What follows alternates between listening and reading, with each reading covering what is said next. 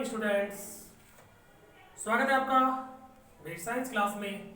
और आज का टॉपिक रिप्रोडक्शन, और रिप्रोडक्शन में आज हम पढ़ेंगे मेल रिप्रोडक्टिव ऑर्गन, नर जनन तंत्र।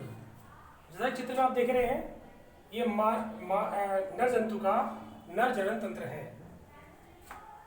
नर जंतु में जो नर जनन तंत्र होता है वो लगभग 14-15 वर्ष की आयु से ही क्रियाशील हो जाता है। इन नर जनन तंत्र में उपस्थित ग्रंथियों से जो हार्मोन स्रावित होते हैं, उन हार्मोन्स द्वारा नर जंतु के द्वितीयक लैंगिक लक्षणों का विकास होता है, जैसे दाढ़ी मूंछ का निकलना, शरीर पर जगह जगह पर बालों का उगना, आवाज का भारी हो जाना और मांसपेशियों का मजबूत हो जाना, ये सब द्वितीयक लैंगिक लक्षणों के ही उदाहरण हैं। तो इनके साथ साथ जो नर जंतु में मुख्य जनन अंग होते हैं वो वृषण होते हैं, टेस्टिस। तो नर जनन तंत्र में मुख्य रूप से कुछ भाग पाए जाते हैं, जिनमें पहला होता है वृषण, टेस्टिस। नर जंतु में उदर गुहा से बाहर एक थैली नुमा संरचना में दो अंडाकार रचनाएं शरीर से बाहर लटकी रहती हैं, इनको हम वृषण या टेस्टिस कहते हैं। और जिस थैली में ये बंद रहते हैं उसे वृषण कोश कहते हैं। इन ग्रंथियों से हार्मोन्स निकलते हैं, उस हार्मोन्स का नाम है टेस्टोस्टेरोन। टेस्टोस्टेरोन, इस हार्मोन के द्वारा नर जंतु में द्वितीयक लैंगिक लक्षणों का विकास होता है।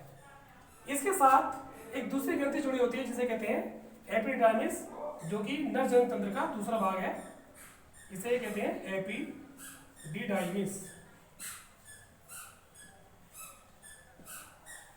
यह वृषण के अग्र सिरे से पश्च सिरे तक एक नलिका के समान जो कुंडलित होती है, कुंडलित नलिका के समान जुड़ी रहती है, जिसे एपिडिडाइमिस कहते हैं।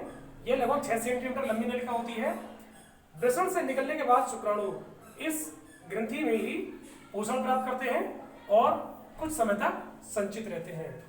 इसका जो तीसरा भाग है बसा डिफरेंस, जिसे हम कहते हैं शुक्रवाहिनी।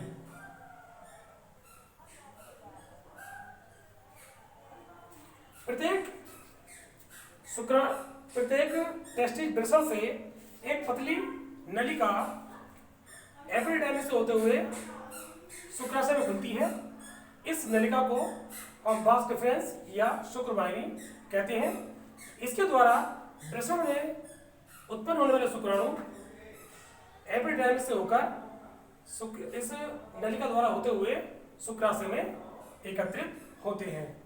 इनकी ये दोनों वृषणों से निकलकर शुक्राणुओं को शुक्राशय तक पहुंचाते हैं।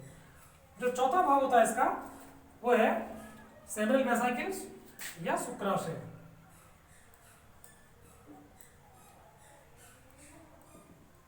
यह एक छोटा सा कक्ष होता है जिसमें शुक्राणु आकर रुकते हैं। सेमिनल वेसिकल्स में पाए जाने वाले तरल द्रव में शुक्राणु मिलकर वीर्य का निर्माण करते हैं और यहाँ पर शुक्राणु रुककर ऊर्जावान होते हैं और ऊर्जा प्राप्त करते हैं।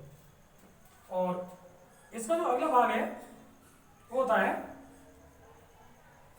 विसर्जन नलिका, जिसे हम यूरेथ्रा कहते हैं।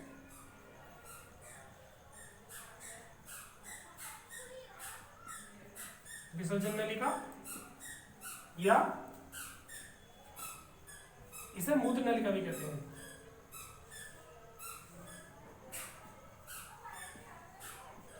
क्योंकि इस नली द्वारा मूत्र और शुक्राणु दोनों का उत्सर्जन होता है, इसलिए इसको मूत्रजनन छिद्र या मूत्रजनन नलिका भी कहते हैं और इसको यूरेथ्रा यानी मूत्र नली भी कहते हैं। यह नर जंतु का मैथुन अंग है, जिसकी सहायता से नर जंतु मैथुन क्रिया के समय शुक्राणुओं को मादा जंतु शरीर में छोड़ता है या कि स्खलित करता है और मैथुन क्रिया संपन्न होती है। इसके बाद आती है सहायक ग्रंथियां, जिसमें कि प्रोस्टेट ग्लैंड्स सहायक ग्रंथि है। प्रोस्टेट ग्लैंड्स और पेरिनियल ग्लैंड्स, इन दोनों ग्रंथियों से पेरिनियल ग्लैंड्स क्या होती है, छोटी रचना होती है पेरिनियल ग्लैंड्स की। इन ग्रंथियों से निकलने वाले जो तरल द्रव होते हैं वो शुक्राणुओं को पोषण प्रदान करते हैं और शुक्राणुओं को जीवित रखने में सहायता करते हैं। तो आज का जो हमारा टॉपिक है नर जनन तंत्र, आपको चित्र के माध्यम से सही प्रकार से स्पष्ट समझ में आ गया होगा।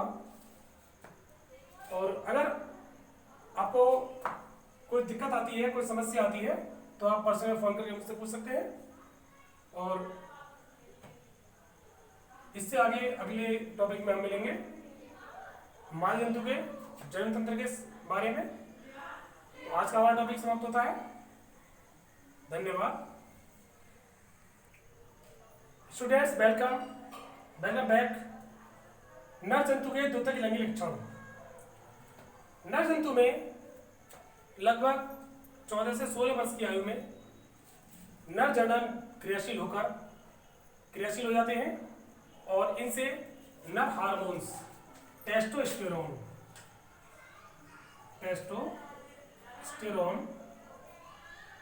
स्रावित होने लगता है।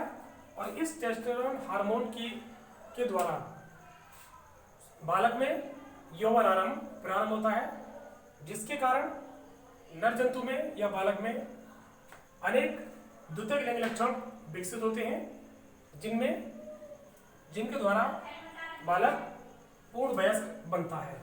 तो कुछ लक्षणों के बारे में हम यहाँ बात करते हैं। सबसे पहला, शरीर पर बालों का उगना। शरीर पर बालों का उगना ये द्वितीयक लैंगिक लक्षण है। नंबर 2, चेहरे पर दाढ़ी मूंछ का निकलना। दाढ़ी में मूंछों का आना ये द्वितीयक लैंगिक लक्षण है। तीसरा लक्षण है आवाज का भारी होना। आवाज का भारी होना। चौथा लक्षण है लैंगिक अंगों का विकास होना।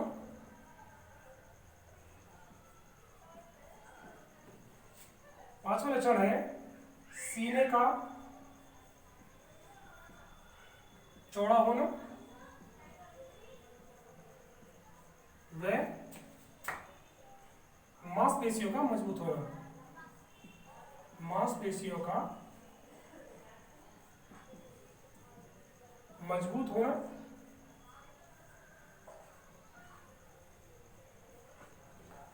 अगला पॉइंट है शुक्राणुओं का निर्माण कार्य प्रारंभ होना। शुक्राणुओं का निर्माण प्रारंभ होना।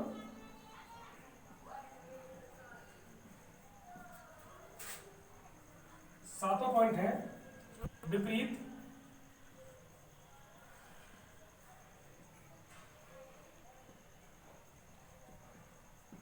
लिंग की ओर आकर्षित होना।